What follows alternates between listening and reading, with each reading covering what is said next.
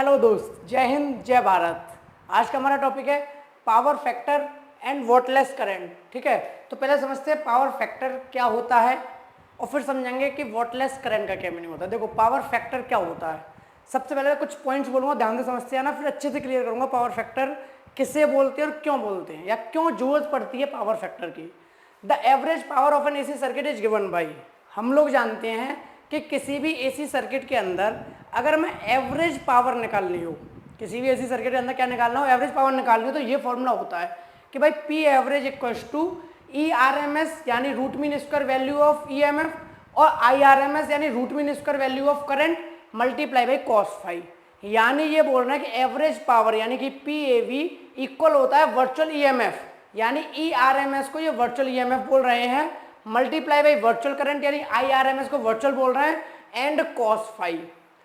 यानी अभी बस इतनी बात बताई गई है आपको कि जो एवरेज पावर होती है अल्टरनेटिंग सर्किट के अंदर वो इतनी होती है E R M S I R M S cos phi, और जिसके अंदर इन्होंने E R M S I R M S को क्या बोल दिया है, virtual value, virtual E M F virtual. अब वर्चुअल क्यों बोला है वो भी बात करूंगा। देखो, वर्चुअल इसलिए बोला है क्योंकि आपको पता है कि ऑल्टरनेटिंग करंट हर पल अपना मैग्नीट्यूड बदलता है और हर वक्त अपना करंट का मैग्नीट्यूड बदलता है, हर वक्त अपना ईएमएफ का मैग्नीट्यूड बदलता है।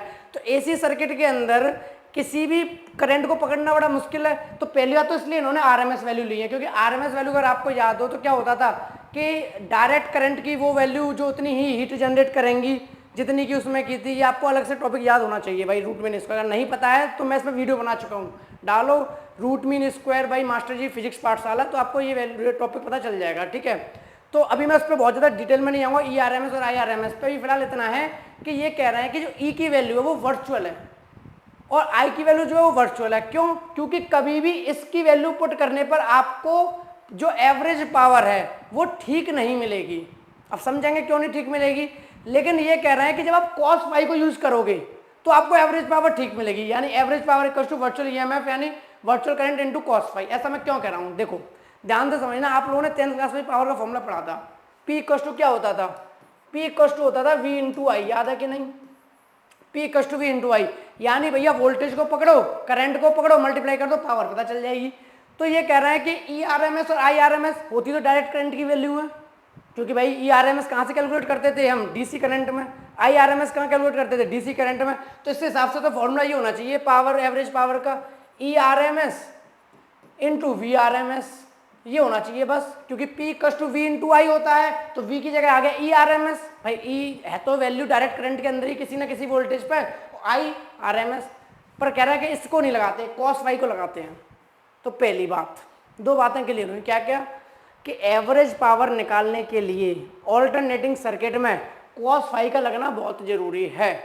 ठीक है, the product of E R M S I R M S does not give the actual power. यानी कि जो मैं बोल रहा हूँ कि भैया ऐसा क्यों नहीं करते, इन्होंने मेंशन कर दिया कि जो E R M S I R M S का मल्टीप्लाई करो तो आपको एक्चुअल पावर नहीं मिलती, and is called apparent power, और जो मिलती है उसको कहते हैं एपरेंट पावर। यानी ई आर एम एस और I R M V I E R M S और आई आर एम एस से जो मिलेगी इसका नाम दे दिया एपरेंट पावर।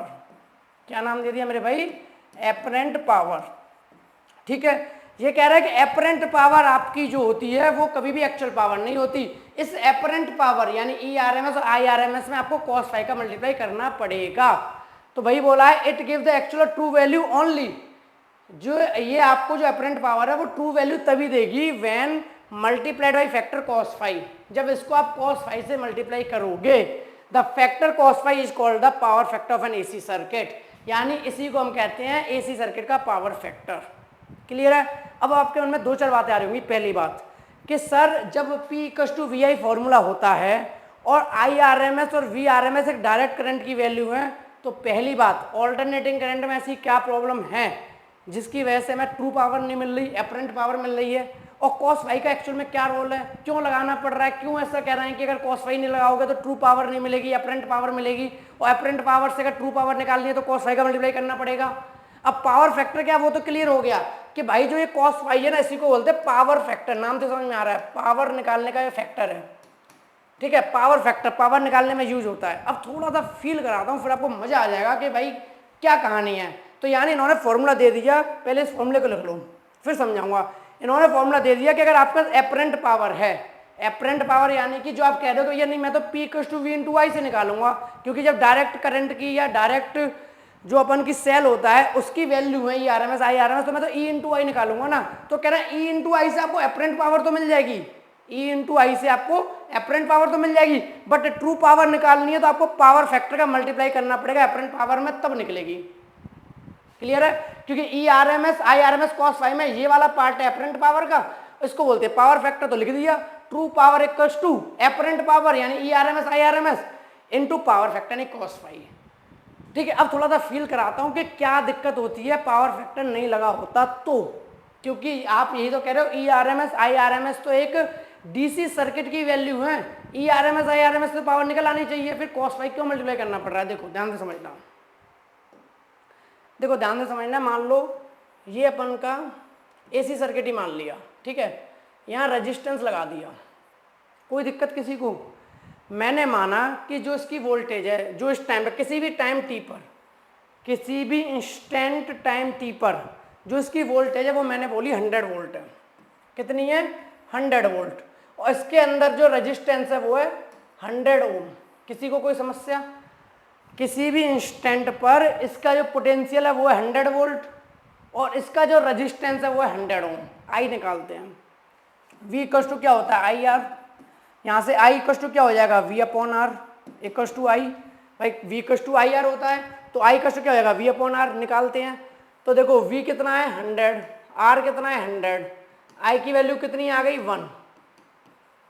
I की वैल्यू कितनी आ गई? 1 एम्पियर, यानी कि 100 से 100 कट के I की वैल्यू 1 आ गई। अब जब I की वैल्यू 1 आई तो आपने कहा ठीक है भाई पावर निकाल देते हैं। P इक्वल टू क्या होता है? E इंटू आई या V इंटू आई, कुछ भी बोल दो। E कितना है? पोटेंशियल 100 वोल्ट, हमने पुट कर दिया 100 वोल्ट इंटू करंट कितना है? 1 एम्पियर का, यानी पावर निकल आई 100 वॉट की। पावर निकल आई 100 वॉट की। कोई समस्या नहीं है। समझ में आई पूरी कहानी कि भाई एक सर्किट था जिसमें रेजिस्टेंस लगा था, हमने माना कि उसका रजिस्टर 100 ओम का है, उसमें पोटेंशियल 100 वोल्ट का है, हमने करंट निकाला तो करंट निकला 1 एम्पियर, हमने पावर निकाली E इंटू आई या V इंटू आई से 100 इंटू 100 वोल्ट की निकल आई। कोई समस्या नहीं है, यहाँ तो हमने कोई कॉस फाई नहीं यूज़ किया। अब देखो दिक्कत कहाँ आती है। अब मान लो LCR सर्किट है। कैसा सर्किट है? LCR।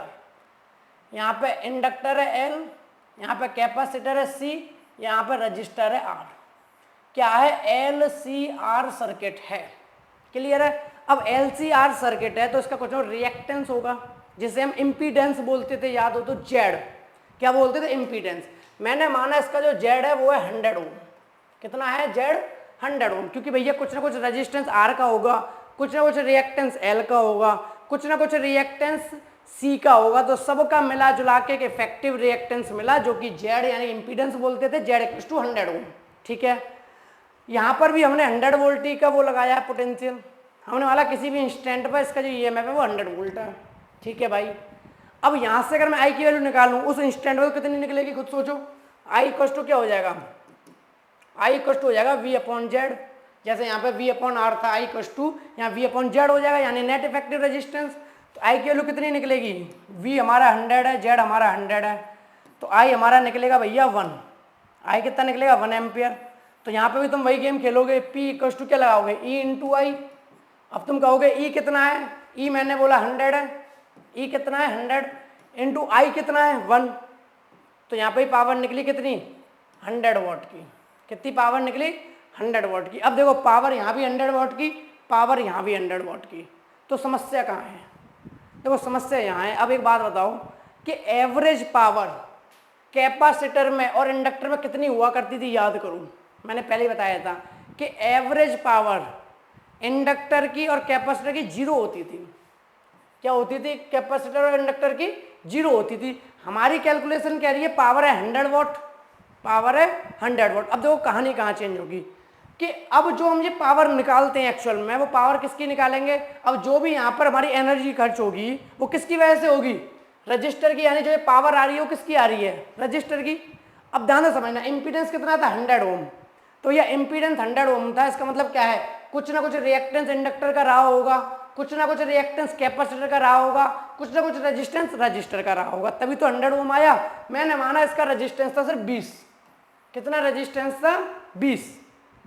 अगर इसका रेजिस्टेंस 20 था तो इसके हिसाब से तो फिर हमें क्या निकालना था, आई इसके हिसाब से निकालना था V/R। तो हमारी आई की वैल्यू लगाती भाई, अगर हम V/Z ना लगा के क्या लगाएंगे, I = V/R लगाएंगे तो हमारी आई की वैल्यू चेंज होगी, आई की वैल्यू चेंज होती है पावर अलग आएगा। अब देखो रेजिस्टेंस मान लो 20 ओम का था, अब रेजिस्टेंस अगर 20 ओम का था, अब इसके हिसाब से पावर निकालना है तो इसके हिसाब से पावर अलग निकलेगी। तो एक बात हो, क्या ये 100 वॉट अकेले रेजिस्टेंस की है? देखो फील करना, यहाँ पर रेजिस्टेंस है 20 ओम तो भी पावर 100 वॉट, और यहाँ पर रेजिस्टेंस 100 ओम तब भी पावर 100 वॉट। भाई ऐसे कैसे हो गया? क्योंकि हमने तो भाई कैलकुलेशन नॉर्मल की है, हमने जेड की वैल्यू लगाई, इफेक्टिव रेजिस्टेंस आई निकाला, पावर निकाल ली। अब अगर इस वाले सर्किट में अकेला रेजिस्टेंस 100 ओम का था तो भी पावर 100 वॉट थी, इस वाले सर्किट में रेजिस्टेंस 20 ओम का तब भी पावर 100 वॉट। ऐसे कैसे हो गया? रेजिस्टेंस 100 और 20 में तो बहुत फर्क है, यानी कुछ तो गड़बड़ है, यानी इसीलिए बोलते हैं कि ये हमें ट्रू पावर नहीं मिलती।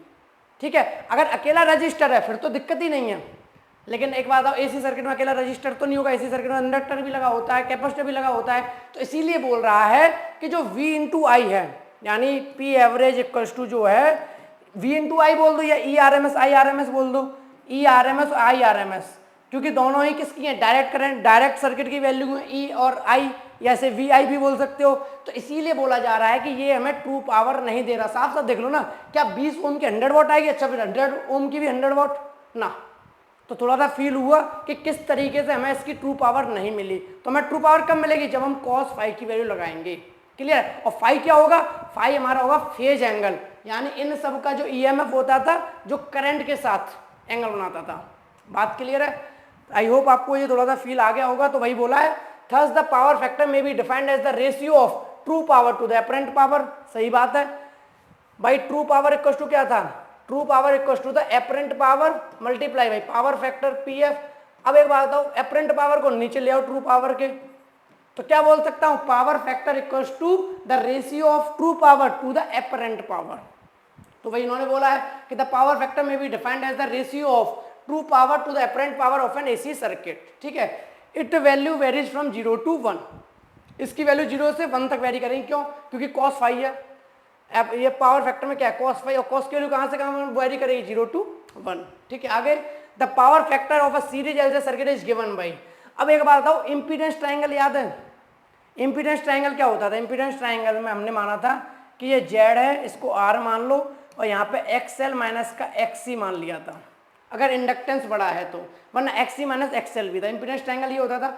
अब एक बात बताओ, अगर ये एंगल फाई होता था तो यहाँ से क्या cos फाई की वैल्यू लगा सकते हो? वैसे तो अगर फाई पता है तो बहुत अच्छी बात है, cos फाई की वैल्यू डायरेक्ट पुट करो, आंसर आ जाएगा। पर मान लो एंगल नहीं पता, तो क्या cos फाई को किसी और टर्म में एक्सप्रेस कर सकते हैं? तो देखो cos फाई इक्वल्स टू क्या होगा? B/H, यानी बेस अपॉन हाइपोटेन्यूज। बेस में क्या है? R, तो R/Z। तो इसलिए इन्होंने बोला cos फाई को क्या लिख सकते हो? R/Z। cos फाई क्या लिख सकते हो? R/Z। तो यहाँ पे फॉर्मूला क्या बना दिया इन्होंने? I0 equals to R/। अब देखो I0 की वैल्यू फिर क्या हो जाएगी? अगर आपने cos फाई को R/Z लिख दिया तो I0 की वैल्यू क्या हो जाएगी? क्योंकि क्या होता है formula? V equals to IR होता है, V इक्वल्स टू IR, यानी I इक्वल्स टू क्या होता है? V/R। तो ठीक है, तो I0 की वैल्यू आएगी, वो कितनी आएगी? R/R² plus omega L minus 1/ओमेगा C का होल स्क्वायर। ये आपको Z की वैल्यू है, ये आपको याद होनी चाहिए, ओमेगा L माइनस 1/ओमेगा C का स्क्वायर। ठीक है, तो फॉर अ प्योरली इंडक्टिव और कैपेसिटिव सर्किट फाई होता है 90। अब आपको याद होगा कि जो प्योरली कैपेसिटिव सर्किट होते थे जिसमें करंट लीड करता था 90 डिग्री से, या प्योरली इंडक्टिव सर्किट होते थे जिसमें करंट लैग करता था, लेकिन फाई कितना होता था? 90। तो यहाँ पे वैल्यू पुट करोगे cos 90, तो पावर फैक्टर कितना आएगा? 0 आएगा। पावर फैक्टर क्या आएगा? 0 आएगा। यहाँ तक क्लियर है? इसीलिए P एवरेज जो निकलता है किस किस का? इंडक्टर का और कैपेसिटर का, वो 0 निकलता है। ठीक है, तो पावर फैक्टर क्या होता है? प्योरली इंडक्टिव और कैपेसिटर के लिए 0। क्लियर है? और उसके लिए क्या रहेगा? प्योरली रेजिस्टिव के लिए 1। प्योरली रेजिस्टिव के लिए क्या रहेगा? 1। तो इसे याद रखना। ठीक है, thus the power factor assume the minimum value for a purely inductive capacitive circuit, यानी पावर फैक्टर की मिनिमम वैल्यू आपको कहाँ मिलेगी? प्योरली इंडक्टिव या कैपेसिटिव सर्किट के अंदर, और पावर फैक्टर जो मैक्सिमम वैल्यू है वो मिलेगी रेजिस्टिव सर्किट के अंदर। ठीक है, तो power factor cos 0 equal to हो जाएगा 1। Thus the power factor assume the maximum value for a purely resistive circuit, यानी पावर फैक्टर की जो मैक्सिमम वैल्यू है वो प्योरली रेजिस्टिव सर्किट में मिलती है। यहाँ तक सारी बातें क्लियर है। पावर फैक्टर बहुत छोटा सा टॉपिक था, सीधा सा कॉन्सेप्ट है। पावर फैक्टर जो cos फाई होता है उसे बोलते हैं। अपन को ट्रू पावर निकालने के लिए cos फाई का मल्टीप्लाई करना पड़ता है। क्यों करना पड़ता है? क्योंकि cos फाई हमें बताता है कि उनका फेज डिफरेंस कितना है, वो देख के बताता है। ठीक है, जब इंडक्टर, कैपेसिटर और ये सारी चीज़ें लगी होती हैं तो उस टाइम पर हम उनका ईएमएफ कौन सा लेना पड़ेगा? उनका ईएमएफ हमें लेना पड़ेगा जो उनका कैसा होगा, रिजल्टेंट ईएमएफ होगा। क्योंकि जब इंडक्टर लगा होता है हमारा, ये तीनों चीज लगी होती है, इंडक्टर, कैपेसिटर और रजिस्टर। ठीक है, तो इन सब का नेट ईएमएफ लेना पड़ता है। ठीक है, तब हमें पता चलता है कि इसके अंदर कितनी पावर होगी। ठीक है, उसके लिए हमने क्या तरीका निकाला? पावर फैक्टर पता हो, कोई दिक्कत नहीं है इसे निकालनी, पावर फैक्टर बस पता हो। क्लियर है? आई होप आपको कौन सा समझ आ गया होगा।